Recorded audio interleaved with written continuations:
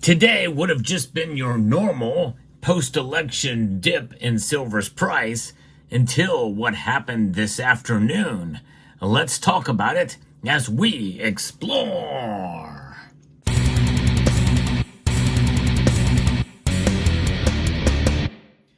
This little movement that we saw this afternoon with silver has me somewhat hopeful that we may be seeing a turnaround for silver's price.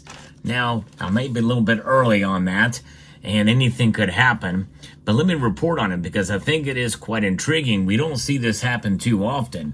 But before we talk about silver, we have to talk about gold.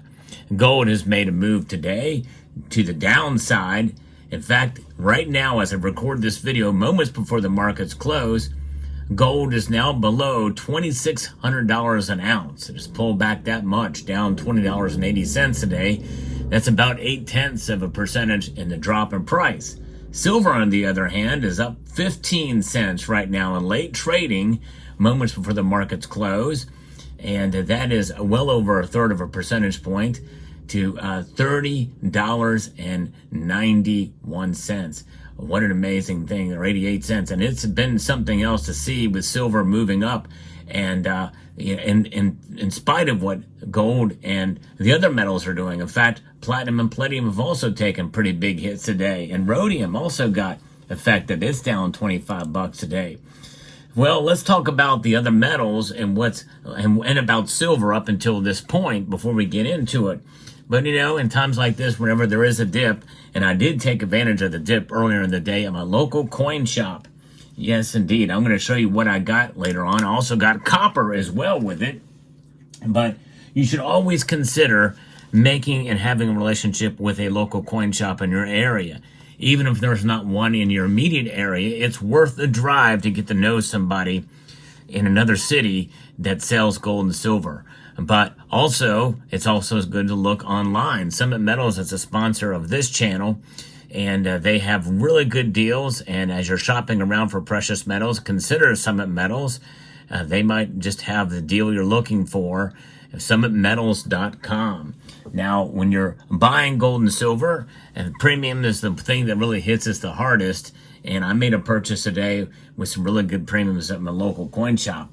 Gold prices have dipped to the lowest levels in nearly 2 months today as the U.S. dollar soared ahead of economic data and comments from the Federal Reserve officials that could shed light on the interest rate path under the Trump administration.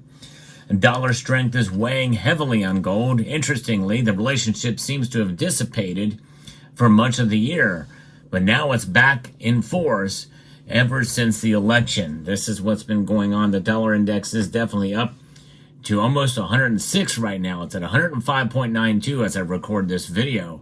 And the dollar index rose essentially to a 4-month high, making the bullion more expensive. The dollar is expected to benefit from the Republican president-elect Donald Trump's policies that will likely keep U.S. interest rates relatively higher for longer, an environment negative for non-yielding gold. Gold doesn't yield anything, which is one of the reasons why we like it, because it just exists for what it is.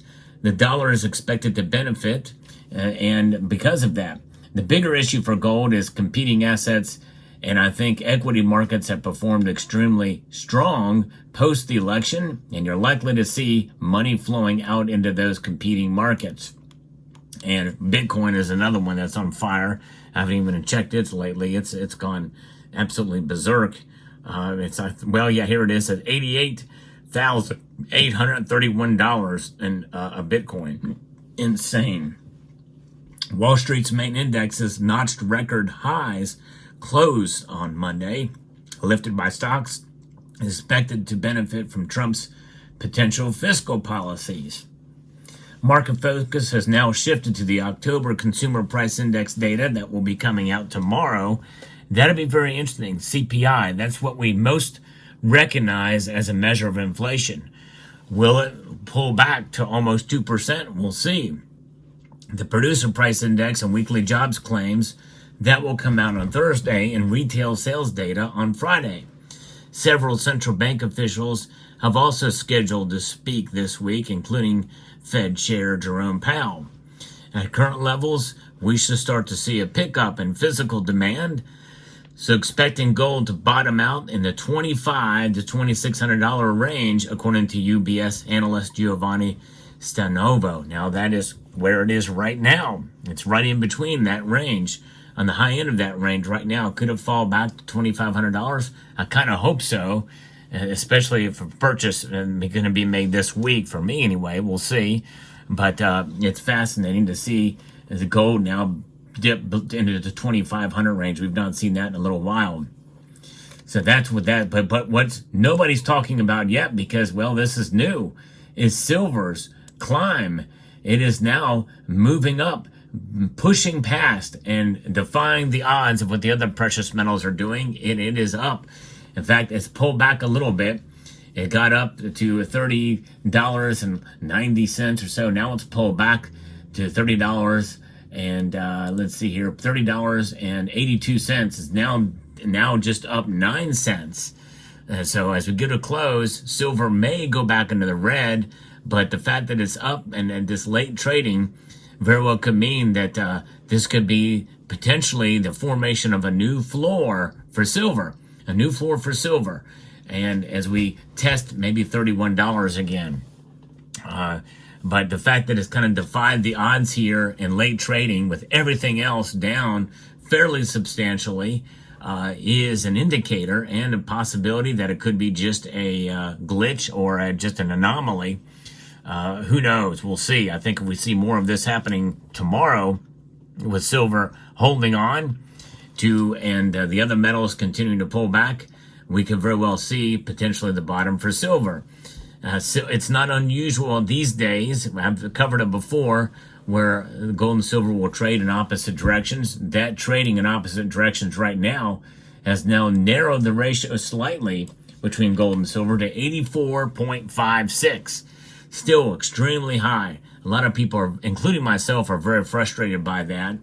But nonetheless, I was able to take advantage of silver's dip earlier in the day before this big jut up in the northern direction for silver's price, and was able to get some silver. And yes, believe it or not, and I gasp when I say this, I got copper too.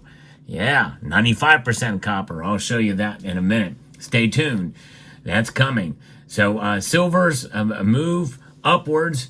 And is it an anomaly? It's starting to pull back a little bit more, but still it is up in positive territory moments before these markets close. It'll be very fascinating to see. I still feel that we might see a little bit more downside for silver's price as we head into a couple of more days and maybe even a week or maybe 2 weeks. But I still think by the end of the year we may test $35 an ounce silver again. And I think in 2025 it's going to be a better year for silver. Maybe not the $45 to $50 mark for silver, but I still think it's going to be a good year for silver for a number of different reasons. This is one of the reasons why it's so difficult to really peg silver down, because it can move as an industrial metal and as a commodity just as easily as it can a precious metal as a hedge. Unfortunately for silver, those types of movements have caused the ratio to widen dramatically between gold and silver over the past 5, 6, and maybe even longer years. That is what we're dealing with right now, and we'll continue to monitor it. But one thing is for sure, silver is a metal that will continue to not only encourage, but it will also disappoint many. And many people feel very jaded by silver's performance over the years. But in the end, it's really about holding on for the long term, because the price will fluctuate, and we all know that, or most of us know that. So don't be frustrated. Just hold on to what you have. If you don't feel good about purchasing, well, then don't. There's a time to buy and there's a time not to buy. And if your gut feeling is telling you, well, I think it's going to go down even more, well, then maybe hold off.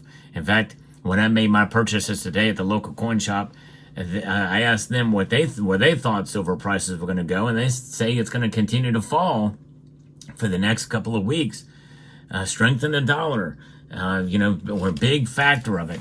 Potential new economic activity that could be good. So there's other ways and other areas to put your money in. and silver is not one of them. And that is going to be essentially for ETFs. So what did I do? Well, I bought anyway, even though they thought it could go lower. Well, they don't know probably any more than anybody else. It's just sort of a gut feeling.